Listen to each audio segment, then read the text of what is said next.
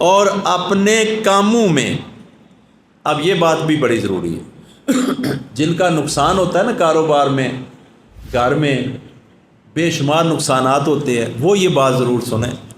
اے محبوب علیہ الصلوۃ والسلام، آپ اپنے کاموں میں جو آپ کے آس پاس جرمٹ بنا کے بیٹھے ہیں نا، اس میں آپ چناؤ کریں کتنے آپ کے لیے، کوئی ابو بکر ہے، کوئی عمر ہے، کوئی بلال ہے، کوئی وقاص ہے، کوئی انس ہے، کوئی ابو ہریرہ ہے، کوئی کمال ہے، کوئی جمال ہے۔ اے محبوب علیہ السلام، انہیں فرمائیں نزدیک آ جائیں، اپنے کاموں کے بارے میں ان سے مشورہ کیا کیجیے۔ کیوں؟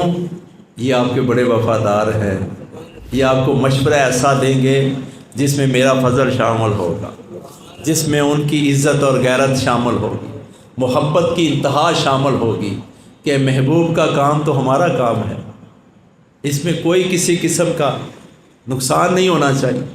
تو آگے فرمایا، پھر جب آپ مشورہ کر لیں تو اس کے بعد پکا ارادہ کیا کیجئے۔